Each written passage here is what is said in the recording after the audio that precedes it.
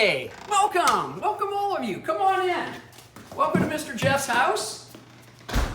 So we're going to do a virtual class from my home. And we're going to repeat some of the rituals that you guys all know and love. And the first one is our opening words. Come into the circle of love and friendship. Come into the community of justice and goodness. Come and you shall know peace and joy. And that's what I'm hoping to bring you a little bit today. So, just like we do at class, let's light our chalice. And I know we actually light our chalice as we say those opening words. Going to read you a story today. Hope you enjoy it. It's one of my kids' favorites. I chose an earth-centered story since next Saturday was going to be Trash Bash, where we're going to go out with the Islamic Center and clean up Bay Area Park and the bayou around it. That's not going to happen due to the call for social distancing. But you and your parents perhaps can go out and over this break clean up your yard, your neighborhood. There's my challenge to you. If you get a video or a picture of that, send it my way. Would brighten my day. So let's get ready for our story. Yes, it's the chimes. Go on, take a deep breath in. Exhale, another deep breath. Close those eyes and tell me when you can no longer hear the chimes ring.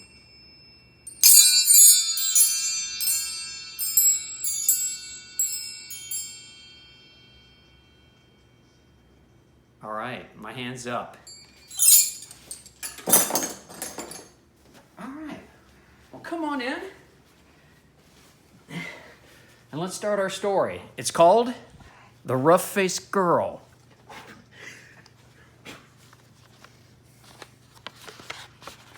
And some of you may have heard this.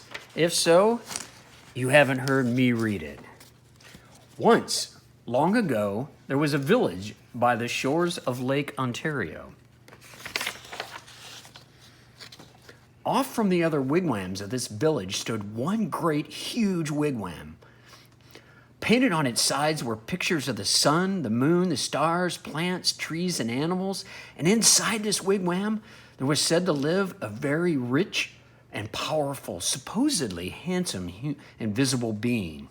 However, no one could see him except his sister, who lived there too.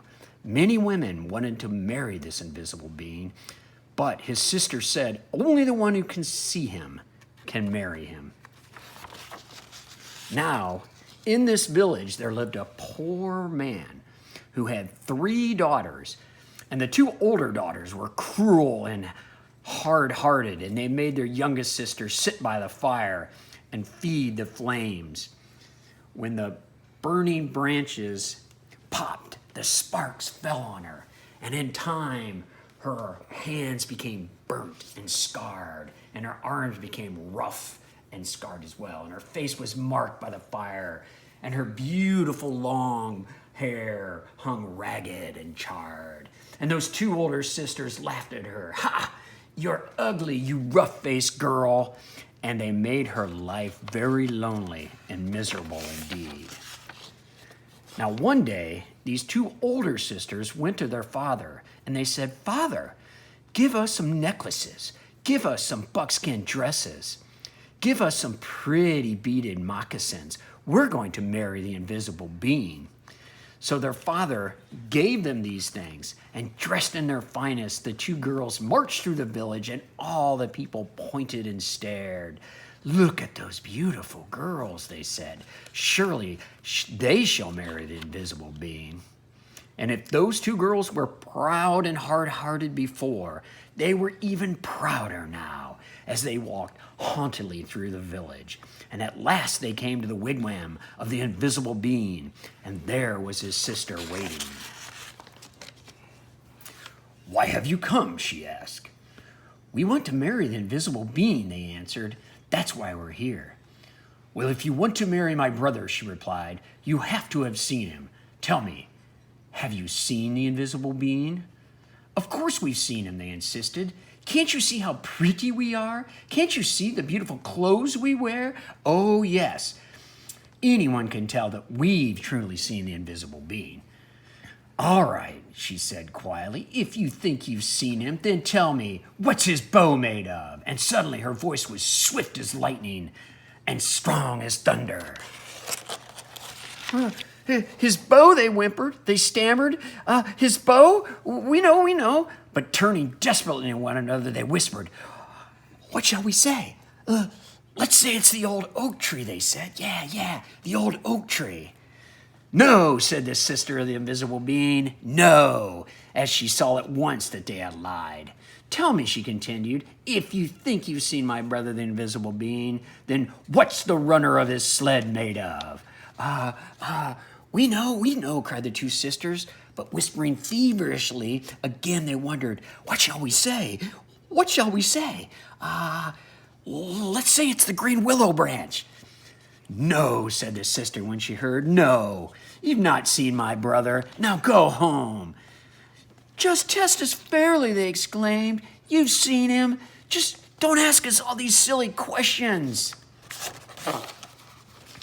All right, said the sister of the invisible being, come with me. And she took them back to the great wigwam and set them in the seats furthest from the entrance, the guest seats. And soon they heard footsteps coming along the path. Then something stepped inside and they heard breathing. The two sisters still couldn't see a thing. Suddenly a great bow and a beaded quiver of arrows appeared in the air and were set down. But though those two girls sat there, their eyes wide all through that night, they never saw the thing more. And in the morning, they had to go home, ashamed. Now, the next day, the rough-faced girl went to her father and she said, Father, may I please have some beads? May I please have a new buckskin dress and some beautiful moccasins? I'm going to marry the invisible being, for wherever I look, I see his face. But her father sighed. Daughter, he said, I'm old and I have no beads left for you, only some little broken shells, and I have no buckskin dresses. And as for moccasins, all I have are my old, worn out, cracked, and wretched pair from last year, and they're much too big. But she answered, whatever you can spare, I can use. And so he gave her those things. Then she found some dried reeds, and taking the little broken shells, she strung a necklace together. And she stripped birch bark from the dead tree, and she made a cap and a dress and leggings. And then, with a sharp piece of bone, she carved in the pictures of the sun and the moon and the plants and trees and animals. And she went down to the lake shore, and she soaked those moccasins in the warm water until they grew soft. And then she molded them to her feet.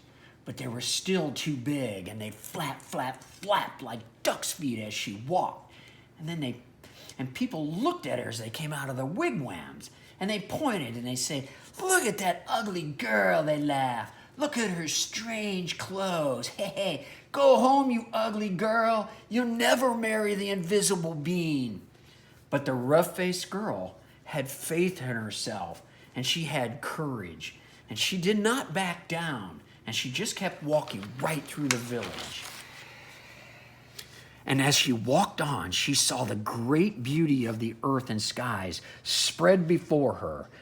And truly, she alone of all in the village saw in these things the sweet yet awesome face of the invisible being.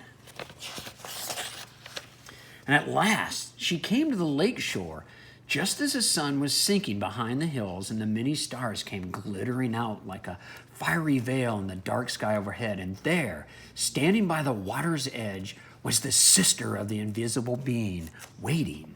Now, the sister of the invisible being was a very wise woman. And she looked at you. She didn't just see in your face or your hair or clothes. No, when she looked at you, she could look right into your eyes, and she could see all the way down into your heart. And she could tell if you had been a good, kind heart, or if you had a cold, cruel one. And when she looked at the rough-faced girl, she saw at once, though her skin was scarred and her face burnt and her clothes strange, She had a beautiful, kind heart, and so she welcomed her dearly, saying, "Ah, my sister, why have you come?" And the rough-faced girl replied, "I have come to marry the invisible being." "Ah," the sister said proudly, gently now, "if you want to marry him, you must have seen him. Tell me, have you seen my brother, the invisible being?" And the rough-faced girl said, "Yes." "All right then," said the sister. "If you have seen him, tell me, what's his bow made of?" The rough-faced girl said, "His bow? Why, it's the great curve of the rainbow." See that? "Ah," exclaimed the sister in excitement. "Tell me, if you have seen my brother, the invisible being, what's the runner of his sled made of?" And the rough-faced girl, looking up into the night sky, said, "The runner of his sled? Why, it's the spirit road, the Milky Way of stars that spreads across the sky." "Ah," cried the sister in wonder and delight, "you have seen him. Come with me." And taking the rough-faced girl by the hand, she led her back to the great wigwam and set her in the seat next to the entrance, the wife's seat. Then they heard footsteps coming along the path closer and closer, and the flap of the wigwam lifted up, and in stepped the invisible being. And when he saw her sitting there, he said, "Ah, at last we have been found out." Then, smiling kindly, he added, "Oh, my sister, but she is beautiful." And his sister said, "Yes, yes, she is." The sister of the invisible being then gave the rough-faced girl the finest of buckskin roses and necklace of perfect shells. "Now, go bathe in the lake," she said, "and dress in these." And so the rough-faced girl bathed in the waters of the lake, and suddenly all the scars vanished from her body, and her skin grew smooth again, and her beautiful black hair grew in long and glossy as a raven's wing. Now anyone could see that she was indeed beautiful. Now the invisible being and his sister had seen that from the start. Then, at last, the rough-faced girl and the invisible being were married, and they lived together in great gladness and were never parted. Isn't that beautiful? So, some of you may have caught on. It's a familiar plot. Tell me, what story does that remind you of? It's pretty famous and movies have been made about. 1, 2, you are correct. You guys are a smart lot. Yes, Cinderella. And did you know that there were over 1,500 Cinderella version stories out there? So pretty fascinating. This is one of the earliest. So I thank you for coming and sitting in with me. So let us say our closing. As we leave this friendly place, love give light to every face. May the kindness which we learn light our hearts till we return. And my wish for you guys is that you use and show your kind hearts inside along with your beautiful selves on the outside. And looking forward to seeing you again soon. Saying that bye now, Mr. Jeff, signing off.